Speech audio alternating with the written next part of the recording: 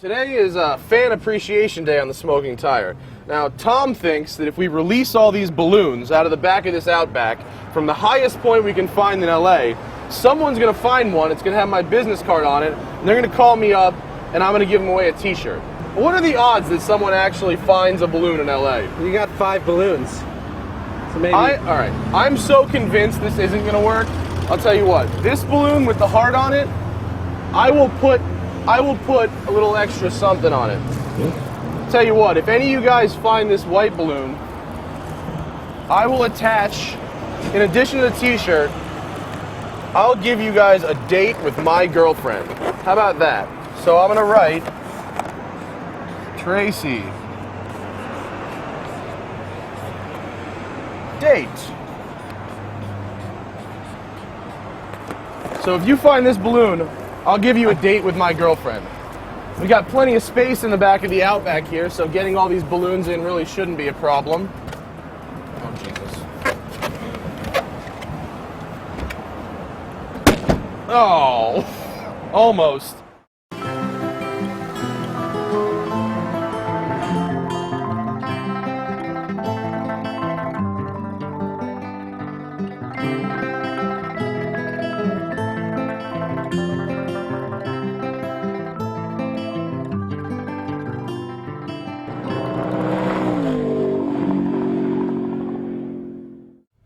Setting off balloons would be silly if we didn't have a car to talk about, so here's the car. 2010 Subaru Outback, 3.6R model, and the R does not stand for racing. In fact, I don't have the first clue what it stands for, but the flat 6 makes 256 horsepower, 247 pound-feet of torque, which is good enough to make this thing go 0 to 60 in 7.5 seconds.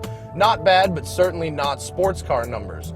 It's important when you're driving a car like this to kind of manage your expectations. For instance, if I get in this car expecting it to be sporty because it's the top of the line trim, I will find myself sorely mistaken. The car is set up to do the kind of driving that an outdoorsy person would do in a place with snow, maybe some dirt, and some potholes. And what that means is the suspension is nice and squishy. Lots of body roll in the corners, but this thing absorbs bumps like no road car I've ever driven. The Outback has grown significantly in size for the 2010 year, and although it looks like a big, almost crossover from the outside, what that means is you get a lot more space on the inside. Front and rear headroom and legroom are superior, as is the gigantic amount of trunk space you have in this thing. It will hold as much as your average SUV, no problem. Originally, Subaru launched the Outback as the world's first sport utility wagon. And what I take that to mean is you can do everything that a sport utility vehicle can do, but without a lot of the headaches of driving around a big truck. And that's really what this car feels like. It feels utilitarian. It's not an enthusiast car. It's a car that's going to help you get your stuff done, no matter what kind of terrain you have to drive over. And as we pull onto this dirt road here, we're going to find out how this thing does once the road gets a little bumpy. The Outback's squishy suspension, where it might be too squishy to carve the canyons, is actually just about right for rough pavement or dirt roads. And this car absorbs these bumps really, really well and allows you to just point it wherever you want, let the symmetrical all-wheel drive do its job, and keep you in line on these dirt roads. Not all is well in the world, unfortunately. There are quite a few things about this car that I really don't like. The biggest glaring fault with this car is its throttle response. Whereas many manufacturers are using throttle-by-wire systems now, Subaru has introduced its new throttle-by-carrier pigeon system, which means if you hit the gas, you let a bird go and maybe the car will decide to accelerate. The car doesn't do anything at all for a full half second after you touch the gas, and then it gives you too much power. It's really, really annoying. The other thing is, the engine, although it pulls this car acceptably, it doesn't really sound very good. You think flat 6, you think Porsche, racing, that kind of stuff? None of that with this car. Honestly, it sounds more like a late 80s American V6 than a Porsche engine. It sounds like there's sand running around in the engine and just makes this harsh kind of noise when you drive. The Outback's starting price of $23,000 is perfectly reasonable considering the car's space and capabilities, really a great value. But our $34,000 test car has all kinds of upgrades that I actually don't think fit the bill. The nav system works, but it's not very intuitive. You have to hit the disclaimer every time you use it, and the iPod interface is terrible. How is it going to recognize that I'm plugging in an iPod and yet not show me track or artist names or any kind of information about the music? It's silly. While the steering wheel and seats are upholstered in nice leather, the top of the dash and all these things are hard plastic, and what really bothers me, listen to this. What really bothers me is the shifter, which makes this horrible noise, and I'll stop and listen. Here we go. Listen to this. Hear that? Even with the soft touch plastics on there, that's still a pretty cheap sounding racket to come from a shifter in a $35,000 car. The last thing I don't like about this car is the useless miles per gallon gauge, which is really just an inverse throttle position gauge. Of course my gas mileage is going to suck when I'm flat out. Show me a number I can actually use.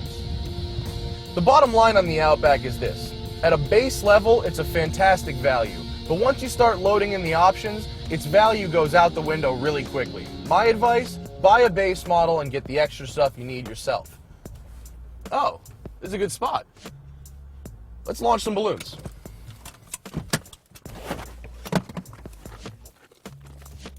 I don't know exactly where we are, but look at this view. You got the valley right there. The first ever Smoking Tire balloon launch. As I said at the beginning of the show, if you find one of my business cards on a set of balloons, call me up and I will send you a t-shirt. We've only got 4 sets of balloons. This is never going to work. There's one. Clear the power lines! All right. There's the first one. Second one. Oh my God. There goes another. Number 3. Bye-bye. Is it going to clear? Oh, they're cruising. Here we go. As I said before, I've included the Win a Date with Matt's Girlfriend balloon here. Hopefully this one will get past the power lines too. Come on, baby. Rise. Let's see if any of you guys actually call me. All right, let's go back to LA. Who is it? I don't recognize. Hello? Hello? Hello. Hello? Hello, Masala. How are you? It's Andre Charbonneau. Andre? How you doing, man? I'm doing great. How are things with Tracy? Huh? Oh, Tracy's okay. Why? How are you doing? What's up? No, I just think about the evening we spent together, and we have such a great time, you know. And I just calling to see how your girlfriend is doing. Not fiancée yet, huh? I mean, she's okay. She's doing her thing.